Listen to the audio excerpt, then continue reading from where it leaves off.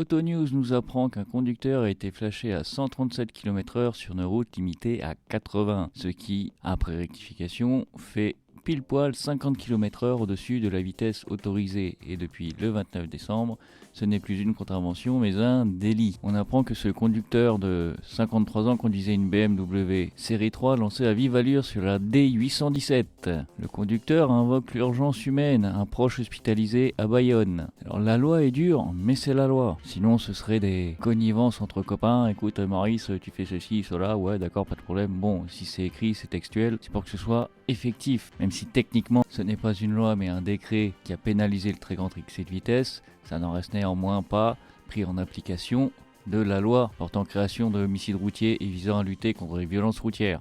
Donc ne commencez pas à partir sur des arguments fallacieux de les décrets ne sont pas obligatoires, j'en ai déjà parlé, ça ne sert à rien d'aller là-dedans, c'est du n'importe quoi. Mais il y a un autre truc qui est strict, c'est la loi pénale. Car effectivement, même si dorénavant au-dessus de 50 km/h, c'est un délit, il n'en demeure pas moins que l'article 121-3 du Code pénal nous dit que, alinéa 1, il n'y a point de crime ou de délit sans intention de le commettre. Alors non seulement c'est un grand principe juridique valable depuis au moins la nuit des temps et si ce n'est de toutes les manières depuis le début de la République, même si la loi est dure et qu'il faut la respecter, il n'en demeure pas moins qu'il n'y a pas de délit sans intention de le commettre. Ce n'est pas comme si c'était une personne qui était là pour tester la puissance de son véhicule, mais il avait une raison, l'intention n'était pas criminelle. Donc étant un principe inscrit dans la loi pénale qui est elle-même d'interprétation stricte, il me semble complètement normal que ce soit largement pris en compte lors du jugement.